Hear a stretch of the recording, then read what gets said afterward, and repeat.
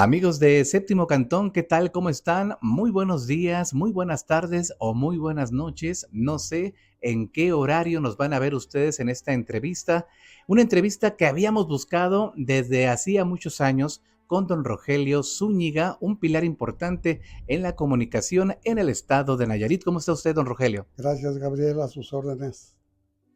Bueno, señores, don Rogelio ha sido pues un comunicador, un periodista, un abogado que pues ha caminado por diversos senderos, pero queremos que él nos platique cómo nace, dónde nace, quiénes fueron sus papás y toda su historia personal. Si gusta usted compartirle a continuación, don Rogelio. Muchas gracias. Bueno, pues su servidor, efectivamente, con muchos años, más de medio siglo de experiencia periodística, hijo de don Cayetano Zúñiga Ramos, doña Delfina Escobedo Mora, casado con 5 hijos, 13 nietos y un bisnieto. Mi barrio, mi querido barrio, la Heriberto Casas, muy cerca de San Isidro, donde hasta la fecha tengo el gusto de compartir con los vecinos y con mis amigos de tantos años. El nombre de sus hijos, don Rogelio. Rogelio, José Rogelio, Miguel Osval, que en paz descanse, Ruth Verónica, Brisa Araceli y Omar Vladimir. ¿Nos puede hablar acerca de sus inicios y cómo se desarrolla usted en el sitio donde nace y por qué viene esa inclinación hacia los medios de comunicación, pero previamente cómo se va dando su formación escolar académica? Bueno, primeramente destacaría pues que yo acudí al kinder de la Escuela Francisco I. Madero, donde cursé la primaria, la secundaria en la Federal número 1 tipo B, la preparatoria en el Instituto del Estado y al tiempo a la Escuela de Derecho. Actualmente puedo comentarle que hice la especialidad de criminalística, una maestría en ciencias administrativas en el área de administración pública, el doctorado en Derecho Penal, diplomados en Derecho Constitucional y Amparo, Derechos Humanos y especialización en Justicia para Adolescentes. ¿Cómo comienzo yo en los medios de comunicación? En casa, porque mi padre, don Cayetano, era un líder sindical de los albañiles. Se recibía semana a semana el periódico El Imparcial y en alguna ocasión, recién terminada la secundaria, decía en las páginas centrales del periódico, que era un tabloide que dirigía José Reyes Medina López: solicitamos joven para que sea periodista. Y entonces, como en las películas, abro yo las páginas centrales del periódico y voy a calle Lerdo 476 Poniente, casi esquina con Juan Escutia. Toco la puerta y sale don Reyes Medina, que era un señor que pesaba más de 100 kilos, a atenderme. Y ya le dije yo vengo por el periódico, lo que dice el periódico. Ya me dijo él: pásale, muchacho, vamos a platicar, a ver de qué te vas a encargar. Entramos a su comedor, carecía de oficina, y en su comedor tenía varios blogs de suscripciones y de publicidad, y agarró uno de los blogs de suscripciones, un blog de publicidad, y me dijo: vete a vender publicidad y suscripciones, le vas a ganar tú el 10% de las ventas. A lo cual debo decirle en honor a la verdad que nunca fui capaz de vender una suscripción ni un cuadrito de 50 o 100 pesos. Sin embargo, yo venía de un taller de periodismo de la Escuela Secundaria Federal bajo la dirección del maestro Miguel García, y de haber editado el primer periódico estudiantil, el periódico El Crisol, bajo la conducción del maestro Barbosa, Barbosa Zaragoza, que lo editábamos en su taller particular. En el directorio, pues ahí está Carlos Robles, hoy mi compadre Roberto Lomelí el Bachis, o Juan José Barrón Alfaro, y su servidor al que le publicaron una nota del Día de la Marina en San Blas, que era una crónica muy modesta, pero con lo cual yo iniciaba mi incursión en el periodismo estudiantil para luego saltar al periodismo, llamémosle comercial, en el semanario El Imparcial con J. Reyes Medina López. A ver, ¿usted cuántos años tenía don Rogelio en ese momento que nos está platicando precisamente? Eso fue en 1966. Yo debí tener 16 años de edad. 16 años tenía.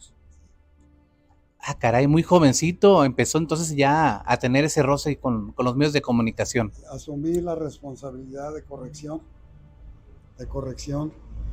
porque tenía algunas cualidades en redacción y el director me comisionó para que yo corrigiera los originales de los colaboradores, tanto nota informativa, que era escasa por el tipo de periodismo que se practicaba, y las columnas de los colaboradores. Muy interesante. Como se acaban de dar cuenta, nos encontramos aquí en la casa de don Rogelio Zúñiga y de repente pues pasan algunos vehículos, así que le vamos a comentar a don Rogelio que si puede acercar un poquito más el micrófono porque estamos aquí compitiendo con un camión de la Pepsi que trae su motor por ahí encendido. Pero bueno, volviendo al tema, está usted en esa ya, no disyuntiva porque ya eligió lo que usted deseaba ser. Claro, sí, a mí me llamó mucho la atención el anuncio y yo quería ser periodista. Y era la oportunidad para incursionar en los medios de comunicación. ¿Pero sabía que era un periodista o simplemente era el verme, a lo mejor verlo escrito mío en un papel? ¿Sí sabía la magnitud de lo que es el periodismo? Tenía idea, porque antes de llegar al Imparcial hubo una racia en los billares y las cantinas de Tepic para llevar jóvenes a pagar el Cerro de San Juan, que nos llegaba hasta la ciudad, lo caliente del fuego del cerro. Y entonces yo me puse a hacer una nota, un comentario, porque sentía la rabia de la forma en que se trataba a los jóvenes para obligarlos a ir a pagar el Cerro de San Juan. Entonces yo hice una nota que por la ventana de la prensa libre fui y aventé el material, que después supe que lo había recibido Brígido Ramírez Guillén, que era el reportero estrella de Prensa Libre, bajo la dirección de don Zenón Altamirano, y al día siguiente se publicó mi nota, una nota de protesta de un joven con actitud de protesta, que no estaba yo de acuerdo en que ¿Se acuerda del año, don Rogelio? Debió ser en el año 66, antes de que llegara yo al Imparcial. Interesante, entonces desde ahí hubo un preámbulo de lo que sería esta carrera tan prolífica. Había la inquietud, sí, como no, había la inquietud. Sentía yo la oportunidad de ser un joven importante en la sociedad de la época y que podía contribuir yo a través de los canales de información a mejores formas de vida y a prevenir y combatir el abuso de la autoridad. ¿En qué momento se da usted cuenta precisamente, bueno, ya tuvo un impacto de la trascendencia de lo que usted escribía, por lo que escribía, y también de lo que a lo mejor no debía de escribir? Digo, hablando bien como debe ser en cuanto a los medios de comunicación, porque el periódico en el que usted trabajaba tenía su línea editorial. Claro. De alguna manera contribuyeron a que yo encontrara una explicación a mis inquietudes periodísticas en Marcelo Verduzco, que era el director de un periódico que se llamaba Exacto, que se imprimía por Avenida Allende, junto a la central, a la terminal de 3 Estrellas de Oro. Eh, Era un tipo alto, elegantemente vestido, con sombrero tipo gángster. Y entonces fue y tocó la puerta del Imparcial, preguntó por mí y me pidió que si podíamos ir a platicar a la esquina del parque. Lerdo y Juan Escudo. En ese tiempo Lerdo y Aquiles Cerdán traía un Dodge verde Coronet, último modelo. Me invitó a platicar y me ofreció la dirección del periódico Exacto. Sin titubear, acepté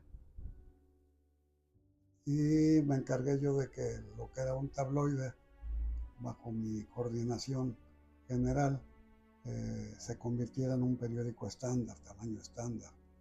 Los trabajadores y tipógrafos aceptaron de buena gana y en 8 o 10 días yo estaba presentando un nuevo producto, un nuevo diario que bueno, pues, estaba haciendo el mejor esfuerzo, que era el periódico Exacto.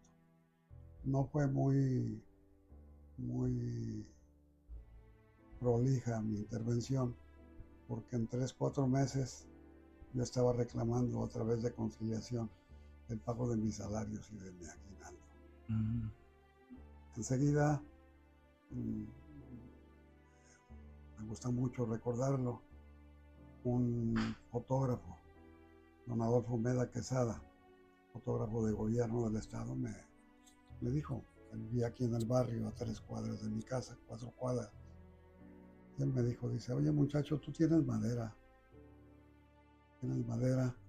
yo te voy a ayudar.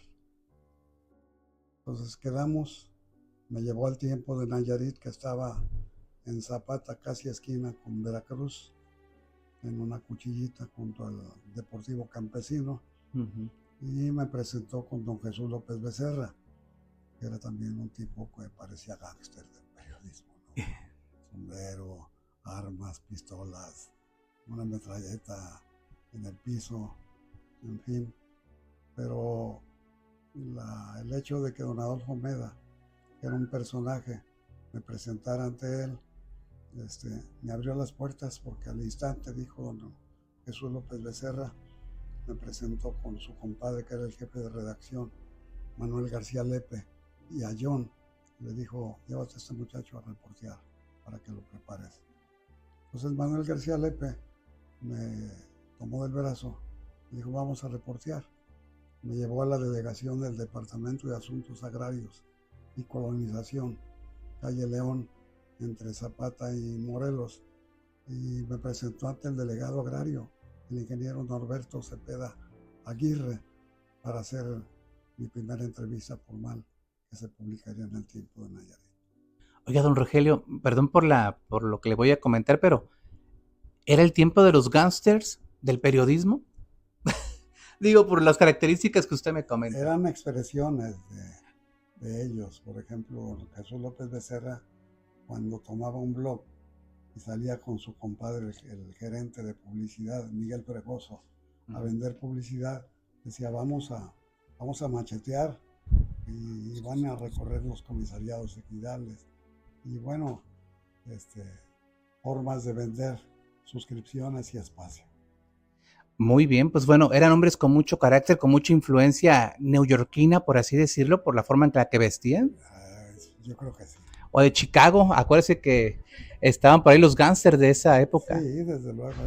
Yo lo veía, don Jesús López Becerra era el prototipo de los gángsters justamente de Chicago. Muy elegantes. Y bueno, se da esa etapa, ¿y qué sigue después, don Rogelio? Bueno, fue una etapa muy interesante, porque después de muchos esfuerzos, don Jesús López Becerra adquirió la primera máquina rotativa de Nayarit. Era una máquina Nebbiolo, nuevecita, que trajeron de Italia. ¿Qué año más o menos, don Rogelio? Debía haber sido años 68, 69. Todavía no eran los 70 y ya estaba innovando. A punto de los 70. Era una máquina offset, perdón, y después una rotativa de 2 cabezas que imprimía 10,000 tiros por hora, periódico doblado. Era la gran novedad que le permitió a don Jesús sacar el primer periódico a 2 tintas, El Tiempo de Nayarit. Que él fue el fundador del Tiempo de Nayarit, en Sí, Nayarit, el único, el real, pues, por así sí, decirlo. Hubo luego otros él fue el propietarios. fundador, sí. Eh, pues con avances tecnológicos importantes, pero bueno, esa contribución al uso de la tecnología para hacer un periódico en su tiempo moderno, Uh-huh. se lo debemos a Jesús López Becerra. Y de él ya muchos tomaron el modelo.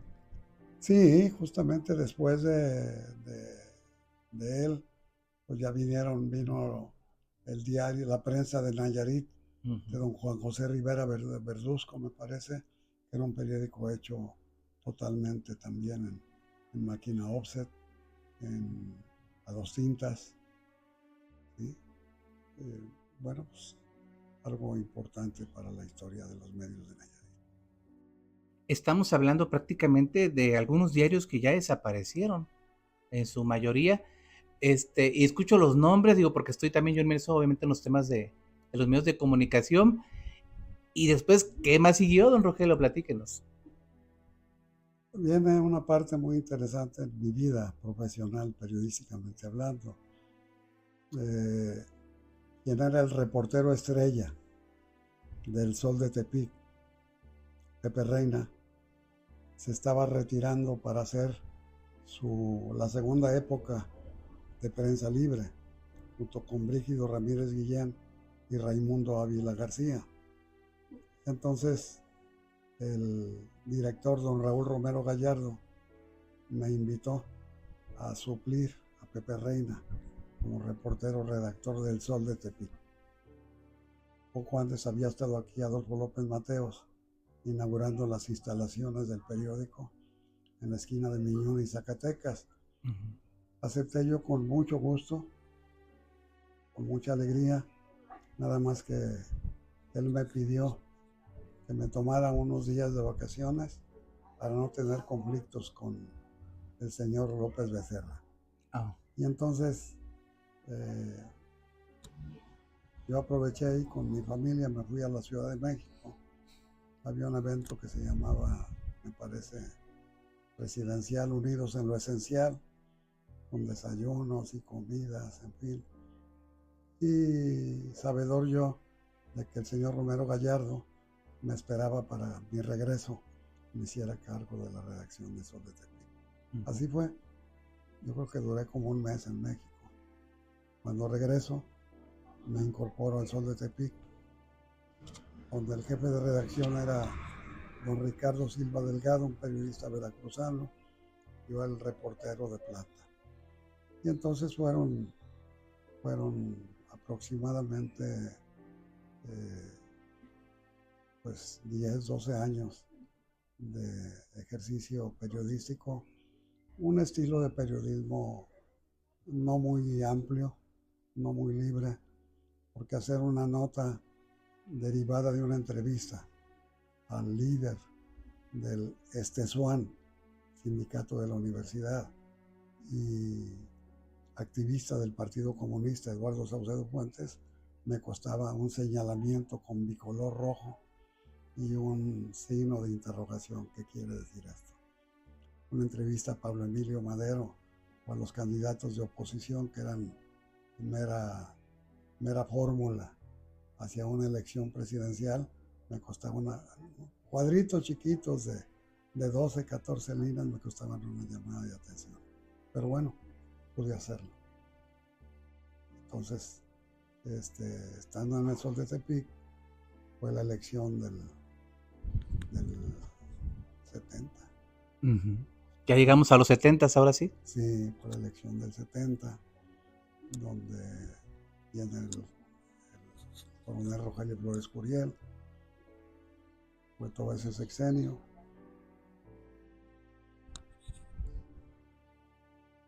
Interesante porque bueno, en el Sol de Tepic yo contaba con la colaboración del jefe de talleres Margarito Godoy, que era un tipo muy agudo en términos periodísticos, que si a la medianoche veía un autobús afuera de la Procuraduría, se acercaba a preguntar qué había pasado. Y en una nota de 10, 12 líneas ponía asalto a autobús. Uh-huh. Muy vivo. Tenía ese olfato periodístico que a veces les falta mucho a los jóvenes. Era taquimecanógrafo, Margarito Godoy Lozano. Y entonces, pues me tocó convivir con gente de taller, de impresión, los Cora Lemos, Albino Lemos, Mari, la esposa de Cora Lemos, Margarito Godoy, Manuel Mares, que era el fotograbador, el primer fotograbado que hubo en Nayarit, un gran fotograbado de plástico, y don Raúl Romero Gallardo, que era a la vez jefe estatal de turismo y delegado federal del ramo. Entonces era un personaje que además tenía un extraordinario parecido con el Indio Fernández. Imponía. Entonces, imponía, en fin, y pues ahí quedó algo de historia en nosotros.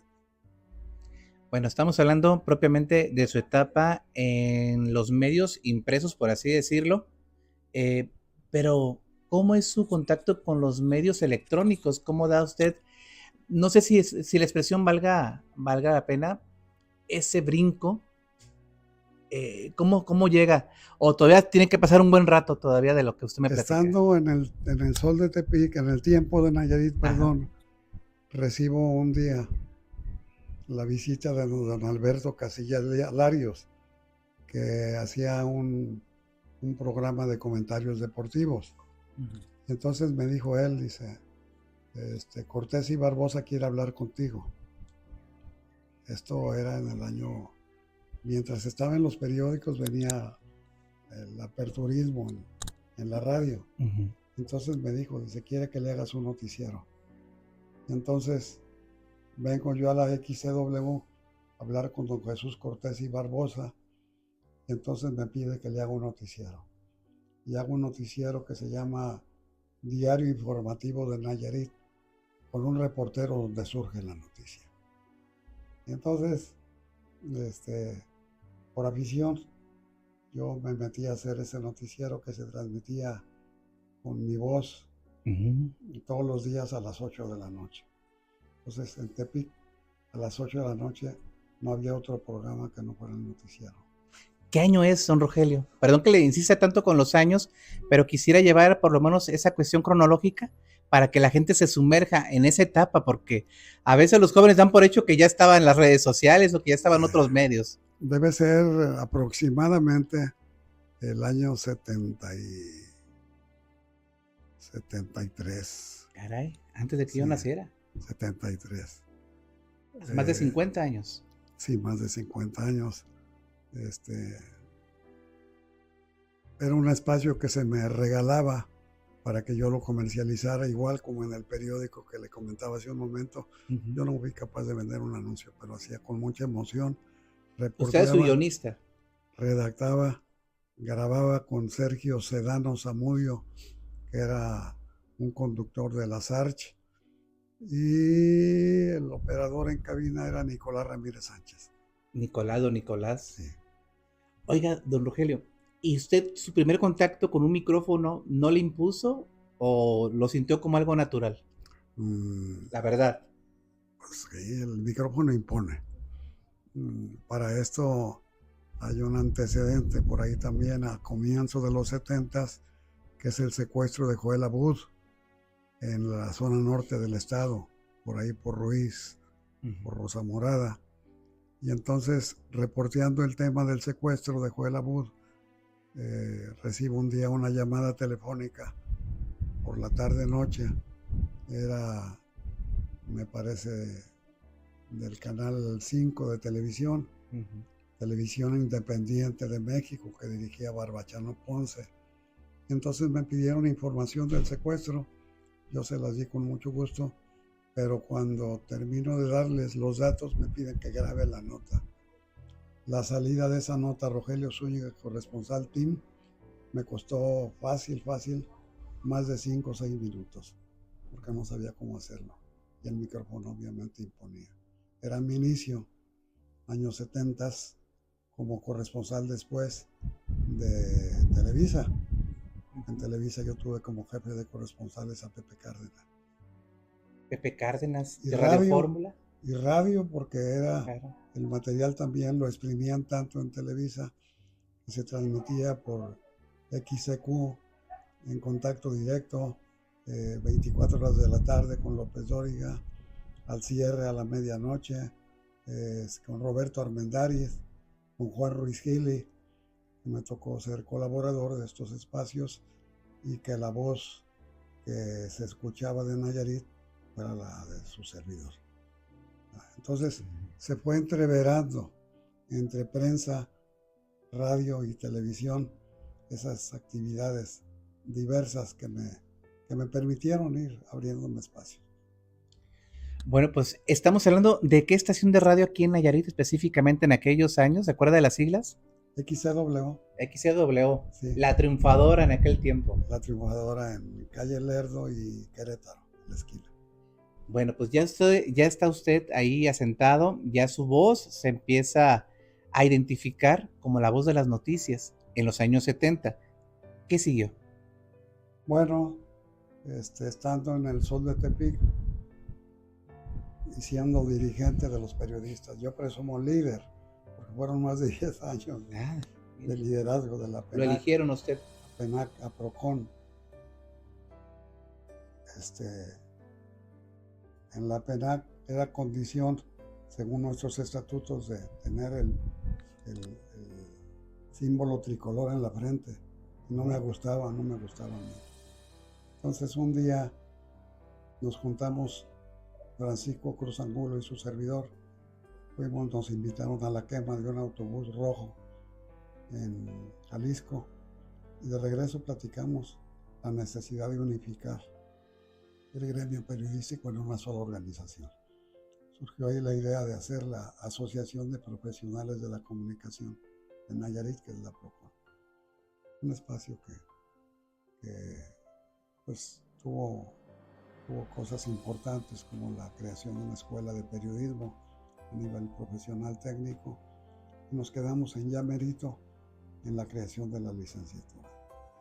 En ese tiempo recibo yo la visita en las oficinas mías de la PENAC, Allende y Veracruz, Altos, del contador Macías Carranza y Efraín Valle Cortés, y me dicen que se iba a hacer un noticiero diario en un grupo de estaciones y que yo era uno de los elegidos para ir a Guadalajara a las 5 Ondas de la Alegría.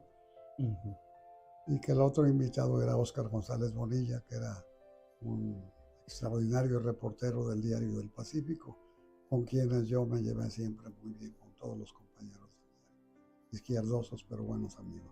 ¿Y vigente Óscar todavía? Claro. Y entonces, a invitación del contador Macías y Efraín Valle, fuimos a Guadalajara a las 5 Ondas de la Alegría, por Avenida México. Recibimos entrenamiento, consejos, en fin, y yo por la experiencia que ya llevaba en radio y Televisa, pues no necesité de quedarme, yo me regresé casi de inmediato. Óscar se quedó un tiempo más. En esos días había un temblor en la zona centro del país, en Puebla, en Cholula, y nos llegaban los metros de cable para hacer la nota de radio, la de 8 columnas de 1 minuto y la nota normal de 30 segundos, 14 líneas a máquina. Así fue como entonces ingresamos a lo que fue el gran proyecto periodístico de Nayarit, Notisistema. Digo el gran proyecto porque el director general del grupo, que eran, me parece, 54, 56 estaciones en todo el país, el licenciado Suárez, nos dijo: ustedes van a hacer un periodismo independiente, totalmente libre. les será reconocido porque si ustedes triunfan, triunfa la empresa. Ujú. Si vayan ustedes. Y entonces se abrieron los espacios en XCW, en FM, en XNI de Aguacatlán, XC Río de Islán y una estación chiquita por ahí por el municipio de Compostela. Oiga, don Rogelio, para la gente que nos está acompañando, a lo mejor no le dice nada a Notisistema, sobre todo las nuevas generaciones, pero yo quiero compartirle a los jóvenes que no había espacio donde no se trataran todos los temas, y recalco todos los temas, que Notisistema. Notisistema creo que dejó una herencia muy grande de la democracia en medios, por lo menos aquí en el estado de Nayarit. Yo sé que en su momento, ya me platicará usted más adelantito, le costó la cabeza de algunos reporteros, y también, no sé si llamarle veto, en algunas actividades propiamente de nuestra actividad periodística, pero sí quiero dejar por ahí plasmado ese tema. Notisistema aportó para la vida democrática de Nayarit y de México. Eran justamente cuando Notisistema se instala con equipo propio y cabinas propias, porque no llegamos a desplazar a nadie en la cabina de transmisiones. Era justamente el año de 1980. Tiempos difíciles desde la perspectiva de las relaciones con el gobierno y una sociedad reclamante, exigente. Entonces, sí, efectivamente es un referente en la historia de los medios, Notisistema, porque con esa libertad que nos dio la empresa y el reconocimiento del auditorio, de la sociedad, pues nosotros tuvimos programas como Diálogos, en el que recibimos a los líderes locales y nacionales de todo lo que fuera oposición. Entonces, el PPS, el Partido Socialista después, Partido del Frente Cardenista de Reconstrucción Nacional, el Partido Acción Nacional, ¿sí? Entonces, Alejandro Cascón Mercado, que iba a pedir espacio con nosotros y que la primera vez que lo entrevisté me dijo: ¿cómo hay que portarse aquí, Rogelio? Nomás no llames a la revolución. Entonces, quienes realizaban ese tipo de actividades sabían que Notisistema tenían la seguridad, la certeza de que contarían con los espacios necesarios para la difusión de sus ideas. A ver, don Rogelio, usted puede, voy a decir que una especie de homenaje para los integrantes de aquel Notisistema, los que fueron a lo mejor algunos ya saliendo a otros medios o a otras actividades, antes de brincar a otra faceta de usted, porque son varias facetas de don Rogelio Zúñiga, que luego nos va a hablar acerca de su faceta de abogado. Pero no quiero brincar ese tema sin que nos platique cómo fue dándose, obviamente, esta rotación de personal, de compañeros, y también algunas anécdotas que si gusta compartirnos. Bueno, pues debo destacar sin duda la presencia de Paco Campos Mondragón, que era un extraordinario reportero y redactor. Podía yo ver los textos de él y confundirme con los textos míos. Era un tipo muy agudo, muy comprometido. Exigente. Y exigente con la profesión, consigo mismo. Luego se sumó Pedro Pulido Alegría en los espacios deportivos, porque en Notisistema se hacía periodismo deportivo, que no había y que no hay. Periodismo deportivo, el reporteo de la nota deportiva, la hechura y la transmisión. Luego vinieron jóvenes que me apoyaban como operadores, como Mario Antonio Becerra, como Rafael González Castillo, Lorena Orozco, Luego hizo periodista también muy destacada. sí, también.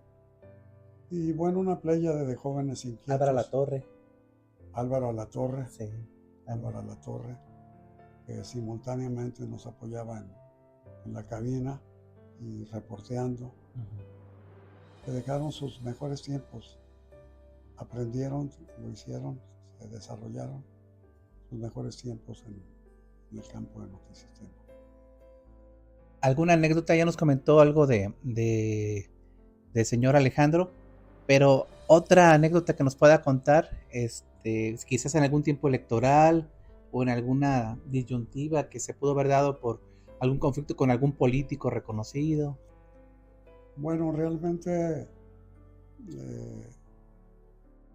no tuvimos problemas serios. Mi experiencia en Notisistema va más allá a la cobertura de elecciones en diferentes estados de la República: Sinaloa, Chihuahua, Colima.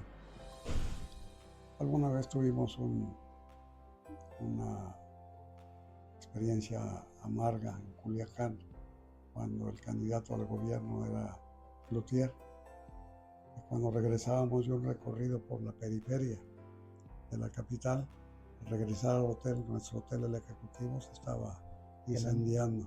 Caray. El piso donde estábamos justamente los que íbamos a cubrir la campaña de Cloutier. Aquí, pues, alguna vez tuvimos intervención porque en uno de los últimos actos de protesta de la universidad, de estudiantes universitarios, por ahí el procurador ordenó la detención de un compañero que trabajaba para el Diario del Pacífico, Armando Altamirano, el Conchillas, y tuve yo que ir al pasillo central de Palacio a reclamar por su libertad, que me lo entregaron enseguida. Pues realmente logramos posicionarnos y el respeto de la sociedad. Alguna vez el subprocurador general de justicia, que detuvieron a 3, 4 jóvenes en el Jicote, y el boletín de prensa, como de 20, 30 hojas, decía: se aclaran los siguientes robos y asaltos. Y eran muchos. Entonces yo en mi nota dije: con la detención de esas personas se han aclarado todos los robos y asaltos del mundo.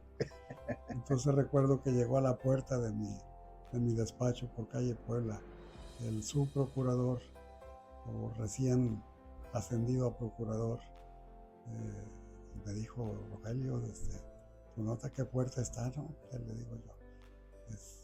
Yo quise decirlo porque según el boletín parecía revelar el esclarecimiento de todos los hechos de esta naturaleza.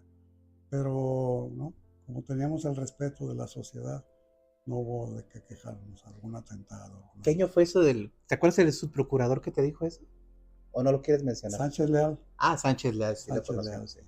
¿Era el tiempo de Rigoberto Che Zaragoza? Sí, ¿Sí? Ah, okay. Sí. El procurador era Sigfrido de la Torre. Sigfrido, las historias que se cernieron en torno a su presencia, ¿verdad? Sí. A ver, estamos en ese proceso de Notisistema. Luego ya vinieron algunos temas muy, pues no sé si muy personales. ¿Cuándo decide y en qué circunstancias se decide terminar usted en lo personal con ese proyecto? Porque creo yo que siguió todavía algunos años posteriores a la salida de usted. ¿O si me lo quiere aclarar? Bueno, por ahí hubo un día que recibo la visita en mi despacho del quien era el subdirector general de Notisistema, y entonces me requerían que no me retirara yo tan frecuentemente de la oficina. Decía yo que tenía que hacerlo porque tenía que salir a reportear. Regresaba en mis tiempos y estaban cubiertos todos los espacios. Entonces cuando le le pedí yo que si se podía hacer reconsiderada esta situación. Me dijo que ya había órdenes de muy arriba de que ya tenía que ser relevado. Entonces me pidió la entrega de la oficina. ¿Qué año fue, don Rogelio? Debió haber sido el año 2000. 2000, usted deja Notisistema por órdenes de Guadalajara. Sí, sí. Y usted al verse precisamente en esa situación, pues, ¿qué es lo que sigue? Yo lo recuerdo usted en televisión, pero no sé si dio algún paso adicional a otras actividades. Cuando salgo de Notisistema,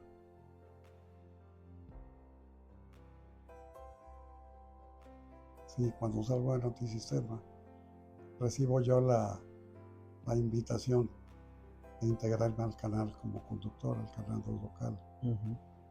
Había salido Óscar González Bonilla, que duró escaso un año.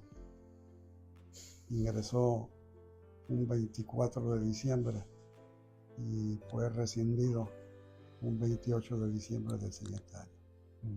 Entonces, me hacen la invitación, acepto con gusto esa parte porque consideraba que ya mi ciclo en radio ya no merecía más tiempo.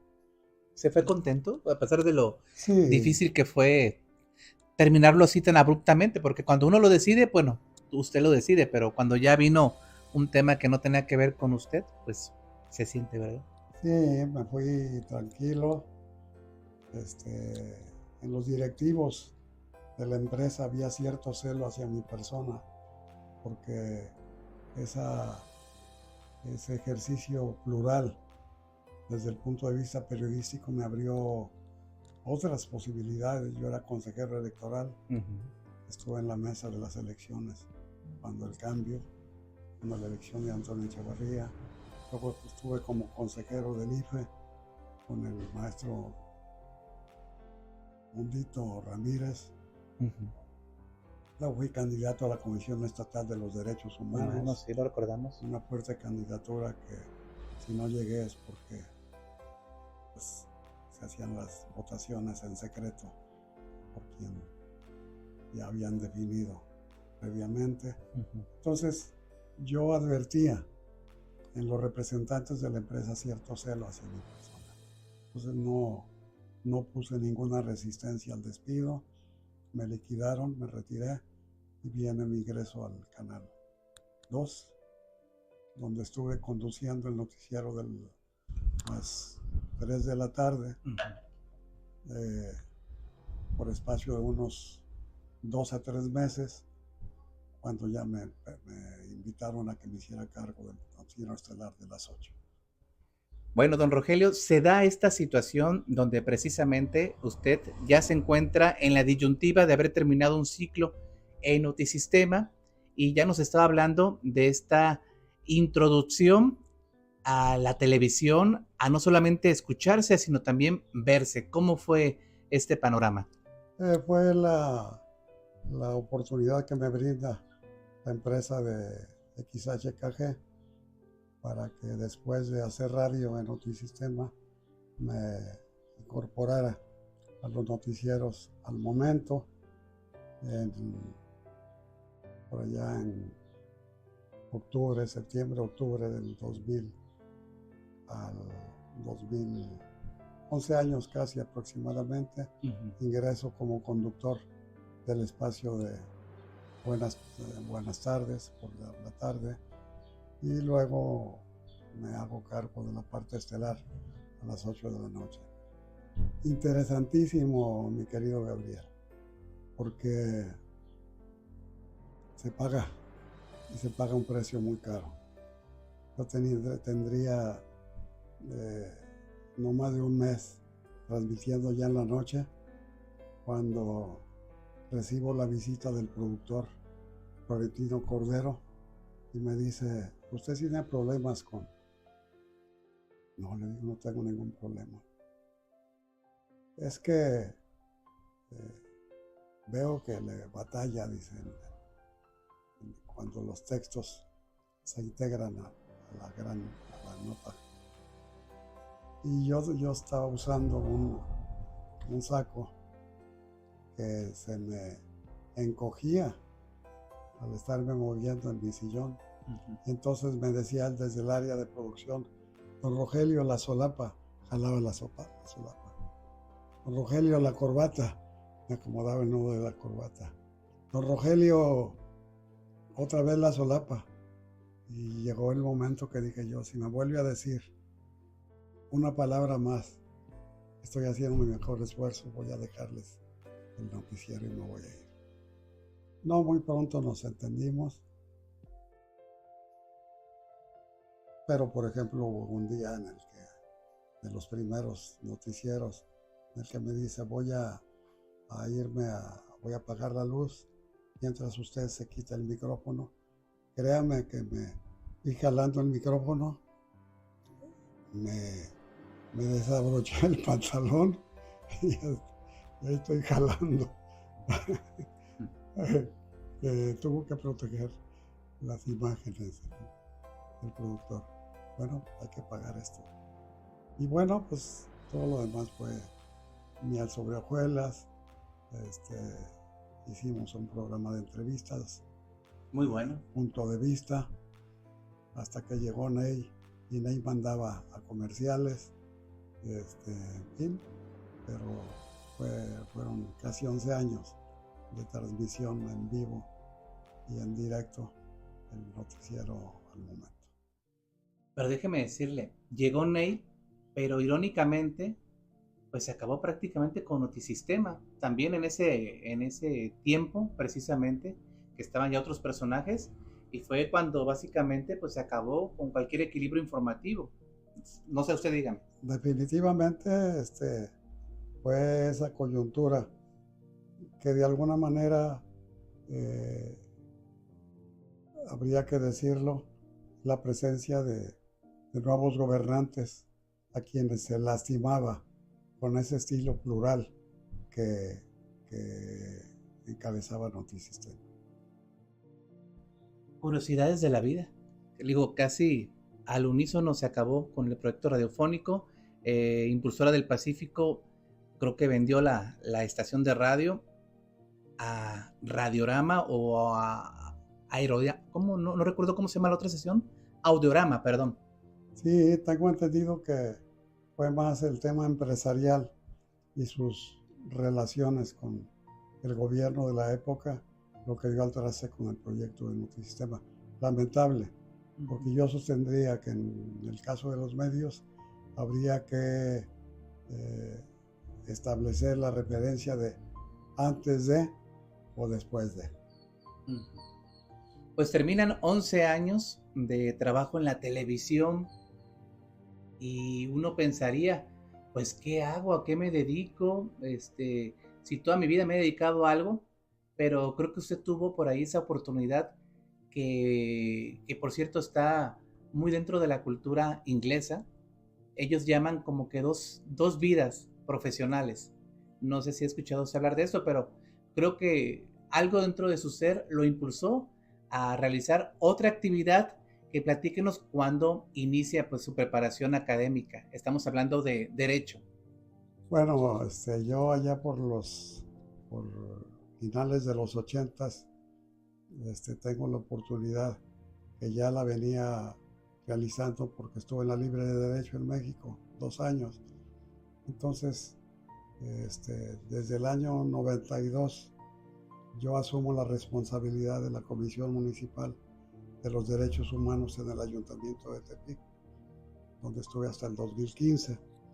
Entonces, para la atención de los programas, sobre todo de asesoría o defensa jurídica de los grupos vulnerables, había que enfrentar con una mejor capacidad ese compromiso. Entonces me graduó de abogado en la Universidad de Lálica, de la que fui coordinador de la carrera de Ciencias de la Comunicación y luego profesor durante 25 años de las diferentes asignaturas. Curso de especialidad en criminalística en el Instituto Hans Gross, recientemente creado en esta capital. la maestría en Ciencias Administrativas en la Autónoma de Nayarit y el doctorado en Derecho Penal. ¿Por qué? Porque advierto la necesidad de que te prepares de la mejor manera para poder enfrentar los retos que te representa una profesión tan complicada y tan difícil. Yo les decía a mis alumnos, para cuando eres un especialista en medicina, tienes un cuadro básico de 10, 12 productos medicamentosos. Solo para el divorcio teníamos 14, 16 causales, contratos bilaterales, asuntos penales, la oralidad encima, los indicios, los testigos mudos que no mienten, la reconstrucción del mecanismo del hecho, en fin. Entonces pronto entendí yo esa necesidad para poder asumir en su momento, como lo hice, una responsabilidad del ejercicio libre de la profesión en todas las ramas del derecho, en el amparo, en constitucional, en administrativo, en familiar, en sucesiones, en penal, en civil, etcétera, en agrario. Entonces, una aventura apasionante en la que me estoy respondiendo a una pregunta que me hice en un momento dado, allá por el 2015. ¿Cuánto me debe o qué me debe el derecho o qué le debo al derecho? Creo que nos debemos los dos y aquí estoy tratando de cumplir de mejor manera. Entonces, usted terminó su ciclo de televisión, empezó a litigar. ¿Qué materia le agrada más? ¿Cuál es la que le apasiona más? Bueno, definitivamente el derecho penal adversarial y oral, que representa todo un cambio de paradigma en México, impuesto por los Estados Unidos, un despacho que tengo por ahí el dato, para proponer la gran reforma, que no es una reforma penal, sino una reforma procesal penal, al artículo 20, en sus 3 apartados, el 14, el 16, el 17. Pues a mí me apasiona el derecho penal oral, porque por primera vez descubrimos que hay un tema científico en la práctica del derecho. Deja de ser solamente una disciplina para mandarse a la teoría del caso, para construir todo un proyecto de defensa que se debe asumir con toda responsabilidad. Una pregunta, pues, que se tiene que hacer. ¿Hoy tenemos mayor justicia con los elementos que usted acaba de vertir? No, lamentablemente debo advertir que no, porque ya se aclaraba, se advertía desde el 2016 que este sistema podía colapsar. Hoy, por ejemplo, para llevar a cabo una audiencia de juicio, debe usted esperar por lo menos, año y medio, 2 años. Pero hay asuntos que duermen el sueño de los justos. Entonces, no hay mejor ni más justicia penal. A ver, ¿estamos entonces en ese problema de la justicia pronta y expedita? Un problema, un principio que no se cumple, porque es una carpeta, insisto, para llegar a audiencia de juicio debe esperar por lo menos más de un año, que es el término constitucional. Caray. A ver, yo de lo poquito que he leído en materia jurídica, debo comentarlo también, había visto yo que había algunos autores o algunos catedráticos especialistas que señalaban que el siguiente paso para darle más viabilidad, precisamente a lo que usted comenta, era buscar los medios alternativos de solución, pero ¿qué tanto vamos con eso? ¿Qué tanta seriedad se le da? Porque de repente uno nota que pues siguen prevaleciendo otros intereses. Sí, en los medios alternativos se da la circunstancia de que el imputado debe renunciar a la defensa, debe renunciar a sus medios de prueba, debe responsabilizarse para aceptar una pena que le es impuesta a través de las negociaciones con la Fiscalía General y finalmente compurgar no siempre una pena que sea justa, porque puede ser que sea inocente, que la circunstancia lo orilla a aceptar un procedimiento abreviado, por ejemplo. ¿Y dónde está la justicia? está fallando. Yo me preguntaría justamente dónde está la justicia, porque no ha sido el mejor instrumento esta reforma para que realmente haya una justicia pronta y expedita. ¿Cuál es el gran problema que enfrentamos? El problema que enfrentamos está en las fiscalías, donde la integración de la carpeta de investigación también se lleva una eternidad. Ejercita usted su derecho de denuncia, de querella, y va a obtener una respuesta quién sabe cuándo. No hay fecha. Los plazos no se cumplen. Si se cumplieran los plazos, otra cosa sería. Entonces, el tema que usted comenta, o ahora sí como dice la puntilla, es el tema en cuanto a los plazos y términos para poder ejecutar una sentencia. Eso es, Para llegar a una sentencia, no, más largo. hay el caso de que se dice que, según números estadísticas a nivel nacional, solamente el 1 o el 2% termina en una sentencia. Y así estamos ahora con este proceso de nuevo sistema penal acusatorio, ¿verdad? Sí, claro, y definitivamente. Caray. Habría que profundizar en la reforma. Se dejó intocada la parte de la investigación de los delitos, o sea, policías y agencias del Ministerio Público. Que también tenemos que ver otros temas, ¿verdad? A veces la cuestión de los protocolos llegan a entorpecer a veces las investigaciones.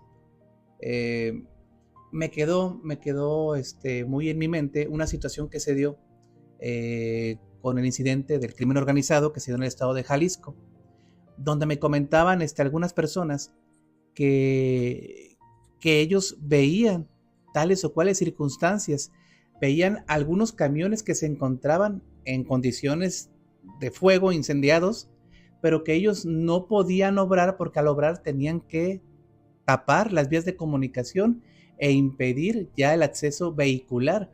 Hubo una imposibilidad jurídica más que física si ellos realizaban en ese momento lo que el protocolo marcaba. Sí, efectivamente, se han venido creando un sinnúmero de protocolos que, aunados al procedimiento oral, complican el accionar de la justicia, ¿no?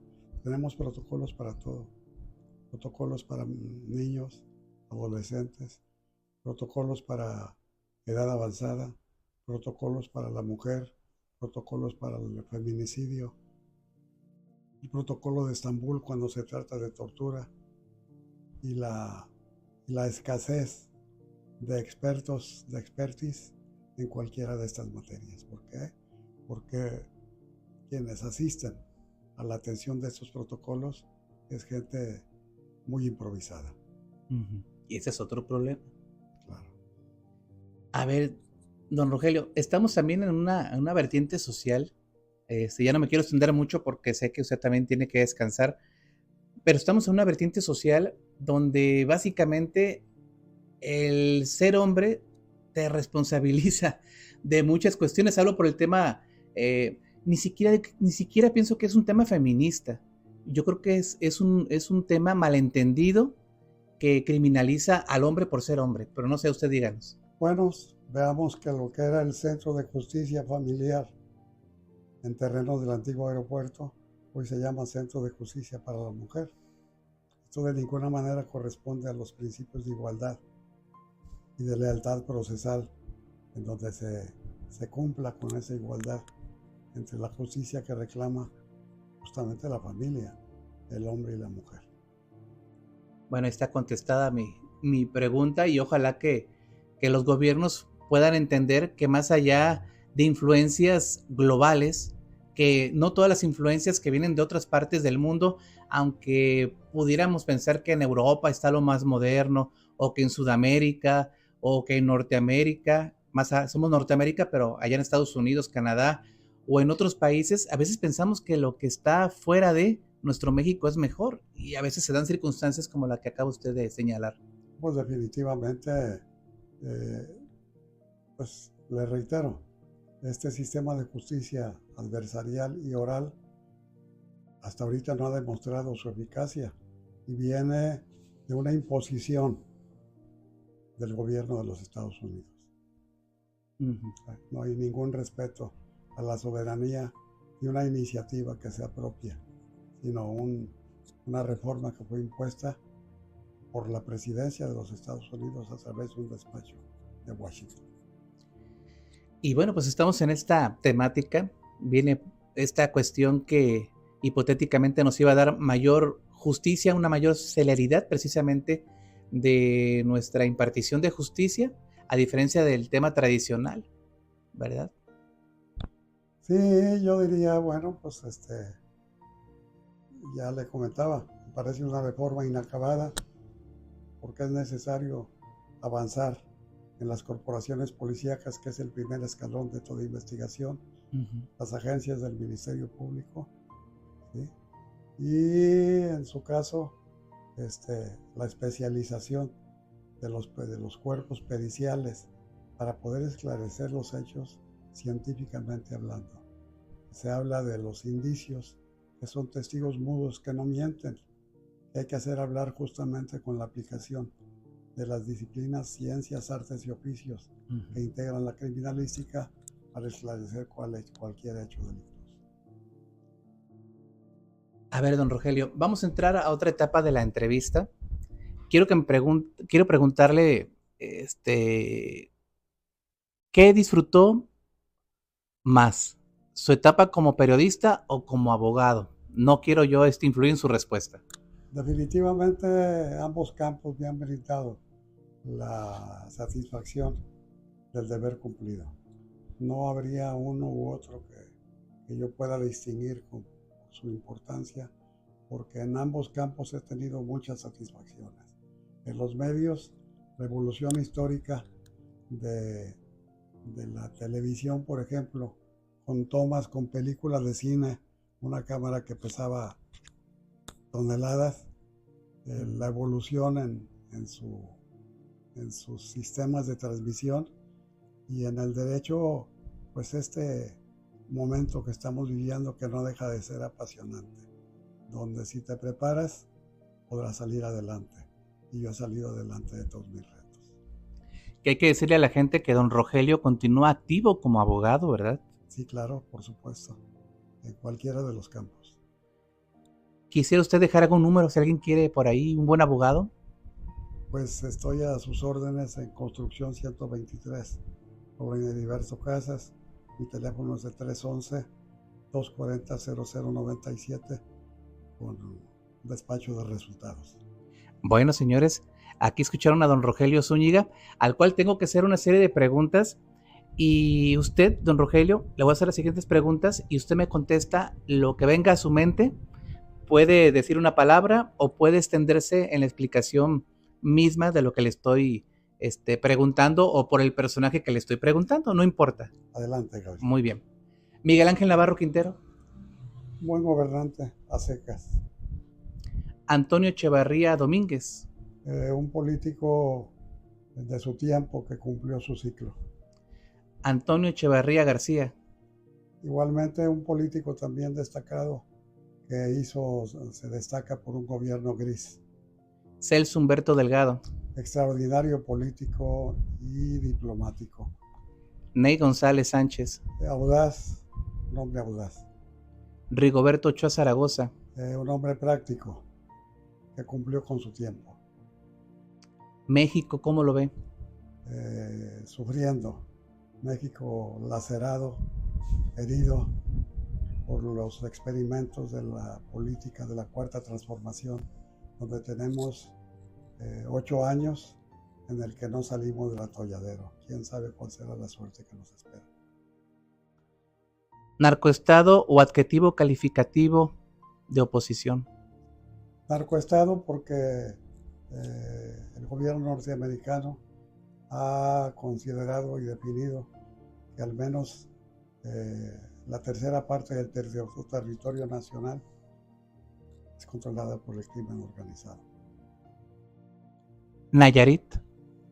Pues un estado que está esperando, un gigante que espera un gobierno que lo levante, que lo impulse, que lo proyecte a mejores planos. Sus hijos. mi adoración. Su esposa, que la tenemos aquí en el cuadro que En está atrás de usted. memoria, porque junto con ella construimos esta gran familia. La radiodifusión. Retos, muchos retos en su tiempo, con muchas oportunidades para destacar, como yo podía hacerlo, del 80 al 2000. La prensa escrita o tradicional. Lamentable porque para mí se acabó. Queda un diario escrito. Uh-huh. La televisión. Un retraso considerable, porque igual los programas noticiosos periodísticos ya no los hay. Las redes sociales. Una oportunidad para informar al pueblo con veracidad y con oportunidad. Para mí es un periodismo emergente. Don Rogelio, si tuviera usted que dar un último mensaje para su familia, para sus amigos, para la sociedad que vio parte de su trayectoria, ¿cuál sería? Bueno, la invitación a que reconozcamos que solamente en la preparación, en la capacitación, podemos cumplir mejor nuestras tareas. A partir de la familia, con la sociedad y con el pueblo al cual nos debemos, nuestro barrio, nuestra ciudad, nuestro estado, para ser mejores. Muy bien, Rogelio Zúñiga Escobedo, un referente del periodismo en el estado de Nayarit. Muchísimas gracias. ¿Algo más que guste agregar que no le preguntamos? Agradecer su presencia aquí en mi domicilio y la oportunidad de repasar algunos puntos interesantes de mi historia personal.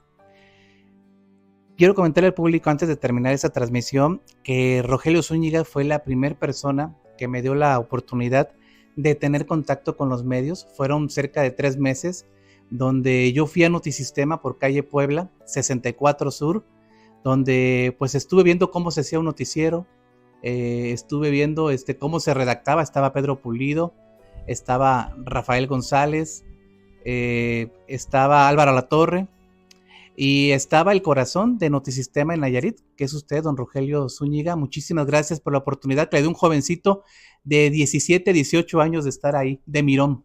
Un joven Gabriel Orozco brillante, que desde entonces ya se advertía.